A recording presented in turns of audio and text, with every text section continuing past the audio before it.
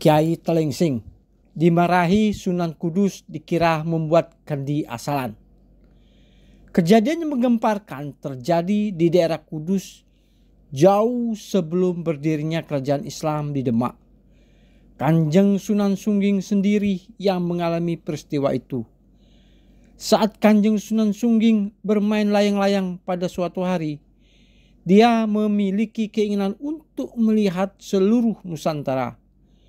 Beliau mulai merambat melalui benang layang-layang yang melayang di langit. Ketika Kanjeng Sunan Sungging sampai di tengah-tengah langit, benang itu putus dan beliau melayang bersama layang-layang itu sampai ke Tiongkok atau daerah Yunan. Selang beberapa tahun, Kanjeng Sunan Sungging menikah dengan seorang perempuan Tiongkok. Istrinya itu hamil dalam beberapa bulan kemudian dan diberi nama Delingsing. Kanjeng Sunan Sungging memberinya nasihat ketika dia dewasa. Ikutilah jejakku jika ingin menjadi orang yang mulia di dunia dan akhirat. Apakah yang Ayanda maksudkan? Delingsing pergi ke Tajuk setelah pergi ke Kudus yang merupakan wilayah Nusantara di mana ia pernah tinggal. Setelah sampai ke tempat yang dimaksud, Delingsing mulai menyiapkan diri untuk memperbaiki lingkungannya dan berbicara di mana masyarakat Tajuk memeluk agama Hindu dengan kuat.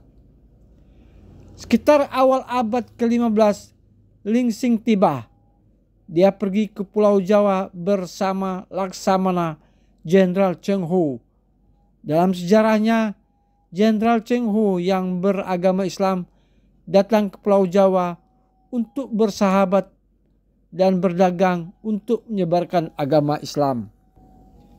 Telengsing yang biasa disebut Kiai Telengsing di Jawa tinggal di daerah yang subur di antara sungai Tanggulangin dan sungai Juwana di sebelah timur. Di sana dia tidak hanya mengajarkan agama Islam, tetapi juga mengajarkan seni ukir yang indah kepada penduduknya. Ukiran kayu sungging terkenal akan kehalusan dan keindahannya. Banyak yang datang berguru seni ukir kepada Kiai Telengsing, termasuk Raden Ja'far Shodiq atau Sunan Kudus, putra sahabatnya Raden Usman Haji, Sunan Gundung, di mana kemudian bersama-sama dengan Raden Usman Haji dikenal sebagai pendiri kota Ngundung, Undung yang juga disebut Tanjuk, dan kemudian dikenal sebagai Kudus, sehingga ia pun kemudian dikenal sebagai Ki Ageng Kudus atau Ki Gede Kudus. Ki Ageng Telengsing yang telah berdakwah untuk waktu yang lama telah lanjut usia dan ingin segera mencari pengganti. Pada suatu hari, Kiai Telengsing berdiri dan melihat ke kanan dan ke kiri atau dalam bahasa Jawa ingak-inguk, seperti seolah-olah dia sedang mencari sesuatu. Sunan Kudus, juga dikenal sebagai Ja'far Shodiq, tiba-tiba muncul dari arah selatan. Mereka konon membangun masjid dalam waktu yang sangat singkat.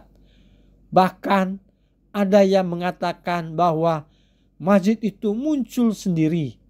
Karena itu, desa tempat masjid itu didirikan disebut Desa Ngangguk dan masjidnya disebut Masjid Ngangguk Wali. Akhirnya, kedua tokoh tersebut bekerja sama untuk menyebarkan dakwah di Kudus. Dua ulama sepakat untuk menyebarkan agama Islam di Kudus. Setelah bertemu, Kiai Telengsing adalah guru dan murid Sunan Kudus. Dia memiliki pengetahuan tentang kesaktian, sementara Sunan Kudus memiliki pengetahuan tentang akidah. Ide bahwa masyarakat Kudus tidak harus menyembelih sapi juga termasuk dalam pemikiran Kiai Telengsing.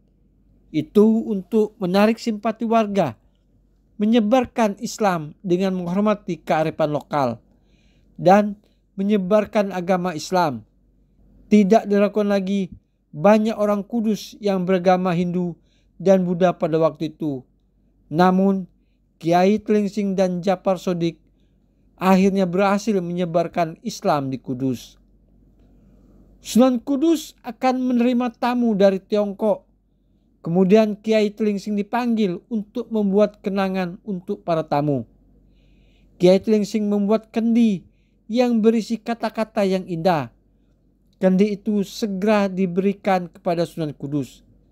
Setelah melihat kendi yang dia pikir tidak menarik dan biasa-biasa saja dan tidak pantas diberikan kepada tamu Tiongkok, Sunan Kudus berubah wajahnya, menerimanya dengan kurang berkenan, dan kendi itu dilempar. Setelah kendi pecah, tampak lukisan yang indah dengan kalimat syahadat di tengahnya. Setelah menunjukkan kekagumannya dengan cepat, dia menyadari bahwa Kiai Tlingsing memiliki karomah. Salah satu sabda Kiai Tlingsing adalah "Salat sakolo saloho donga sampurna", yang berarti bahwa salat adalah doa yang sempurna. Itu berarti menempatkan diri pada sesuatu yang benar, suci dan terpuji. Saat ini makamnya berada di Kampung Sunggingan, Kudus. Sebagian orang mengatakan bahwa dia adalah seorang pemahat yang berasal dari aliran Sungging, di mana kata nyungging berasal yang berarti memahat atau mengukir. Dan dari nama Sungging itu pula lah namanya menjadi Sunggingan sampai saat ini.